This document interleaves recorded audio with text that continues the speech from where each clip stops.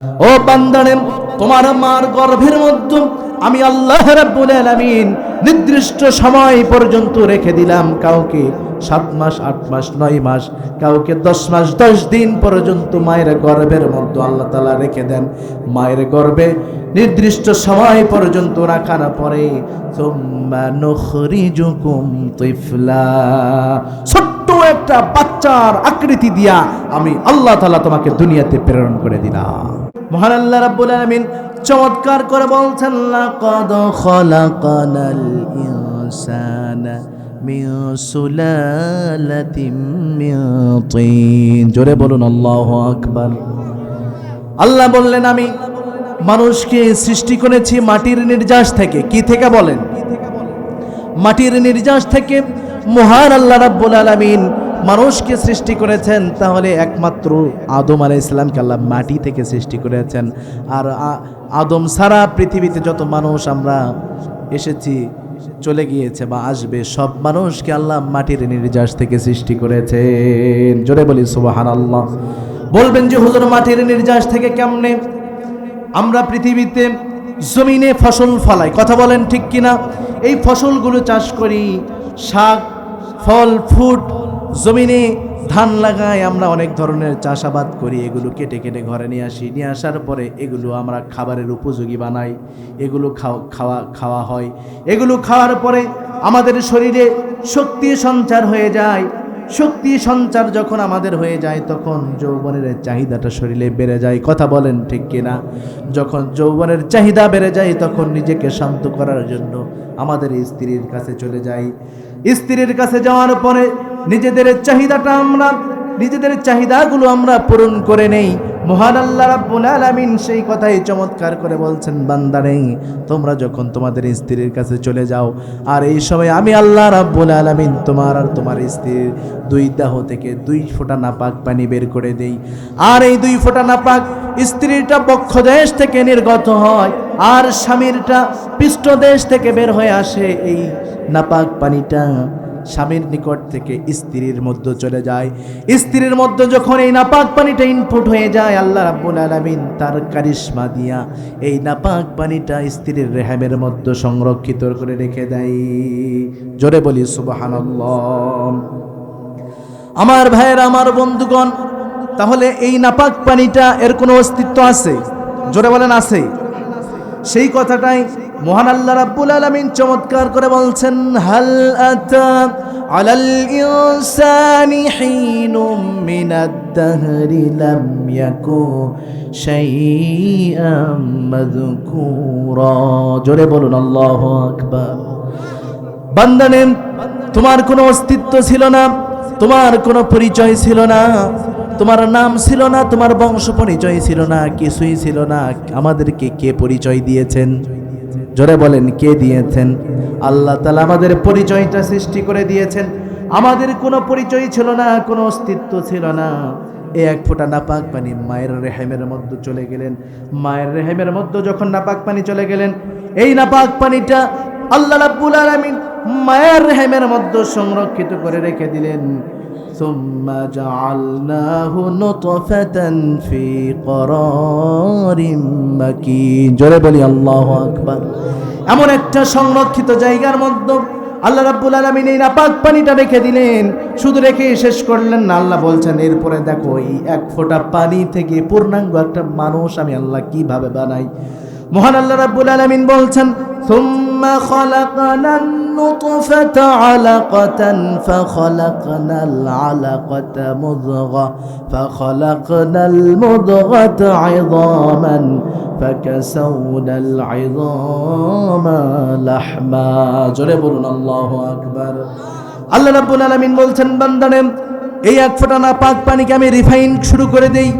ওই মার রেহেমের মধ্যে 1 ফোঁটা নাপাক পানি, এই নাপাক পানি থেকে আমি আল্লাহ তাআলা সর্বপ্রথমে একটা রক্তপিণ্ড বানাই, একটা জমাট বাঁধা রক্তের টুকরা বানাই। সুবহানাল্লাহ পড়েন। সুম্মা খালাকনান নুতফাতা আলাকাতান ফাখালাকনাল আলাকাতা মুদগা। এই রক্তপিণ্ডটাকে আল্লাহ রাব্বুল আলামিন 40 দিন পরে আবার একটা গোশতে পিণ্ড বানাই। এই গোশত পিণ্ডটা এমন একটা গোশত পিণ্ড বলেন তো দুনিয়াতে আমরা যখন গোস্ত খাই, গোস্ত মুখের মধ্যে দিয়া চিবানি দিলে আউলা থেতলা হয়ে যায়, কথা বলেন ঠিক কিনা? এমন একটা গোস্তের টুকরা আল্লাহ রাব্বুল আলামিন এই রক্তপিণ্ড থেকে বানালেন। এরপরে সুম্মা খালাকনান নুতফাতা আলাকাতান ফাখালাকনাল আলাকাতা মুদগাহ ফাখালাকনাল মুদগাতা ইযামান ফাকাসাউনাল ইযামা লাহমা। বান্দার এই গোশতের টুকরাটাকে আবার আমি আল্লাহ তাআলা পরবর্তী 40 দিনের মধ্যে একটা হাড্ডির টুকরো বানায়, হাড্ডি পিণ্ড বানায়।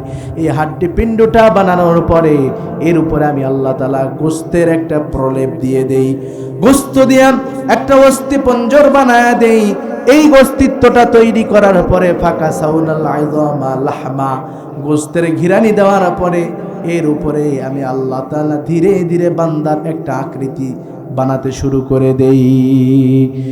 এই বান্দা যখন এই একটা প্রলেপের মধ্যে থাকে, আল্লাহ তাআলা ওখানেই বান্দার হাত, বান্দার মুখ, বান্দার চোখ, বান্দার কানটা সুন্দর করে বানায়া দেয়। প্রিয় ভাইয়েরা আমার, বলুন তো আমাদের নাক, কান, হাত, চোখ এগুলো কে বানিয়েছেন? আরো যারা বলেন কে বানিয়েছেন? আমাদের এই কপালটা কার হাতে তৈরি করাম? আমাদের নাকটা কার হাতে তৈরি করাম? আমাদের এই মুখটা কার হাতে তৈরি করাম? কারণ সাইয়েদনা আদমকে আল্লাহ নিজে হাতে বানাইছেন, ঠিক কিনা? তাহলে আদমের কপালটা তো আল্লাহ নিজে হাতেই বানাইছেন, আদমের হাতটা তো আল্লাহ নিজে হাতেই বানাইছেন, আদমের চোখটা তো আল্লাহ নিজে হাতেই বানাইছেন, আদমের মুখটা তো আল্লাহ তাআলা নিজে হাতেই বানাইছেন। তাহলে আমাদের এই মুখটাকে কে পছন্দ করেন? এই মুখ দিয়ে আপনি বিড়ি টানেন, ঠিক কিনা? আল্লাহর পছন্দের মুখ, এই মুখ দিয়ে বিড়ি টানা যাবে, সিগারেট টানা যাবে? আপনি টানেন কেন? তাহলে আমাদের এই বডি স্ট্রাকচারটা মহান আল্লাহ রাব্বুল আলামিন নিজেই তৈরি করেছেন। এগুলো সব কার পছন্দের? জোরে বলতে হবে, কার পছন্দের? আল্লাহর কত সুন্দর চয়েস দেখেন। নাকটা এমন স্পটে আল্লাহ তাআলা বানিয়েছেন, যদি এখান থেকে উপরে দেওয়া হতো ভালো দেখা যেত, নিচে যদি দেওয়া হতো ভালো লাগতো না। এমন মিডল পয়েন্ট আল্লাহ দিয়েছেন। আবার মুখটাও আল্লাহ এমন স্পটে বানিয়েছেন যে বান্দা একটা খাবার যখন হাতে নিয়ে মুখে দিবে, মুখে দেওয়ার আগেই নাক সিগন্যাল দিবে খাবারটা অনেক সুস্বাদু। সুবহানাল্লাহ পড়েন। আর খাবারটা যদি নষ্ট হয়, নাক বলবে সাবধান, এটা নষ্ট, খাওয়া যাবে না, সিগন্যাল দিয়ে দিছে। কিন্তু আল্লাহর সৃষ্টিটা কত সুন্দর দেখেন। এরপরে আপনি খাবার মুখে দিবেন, নাক আপনার ধরে নেন যে সর্দি লেগে গেছে, নাক জাম, নাক খবর নিতে পারে নাই, আপনি মুখে দিয়ে দিছেন। মুখে আল্লাহ তাআলা এমন একটা জিনিস তৈরি করে রেখেছেন যেটার নাম জিহ্বা।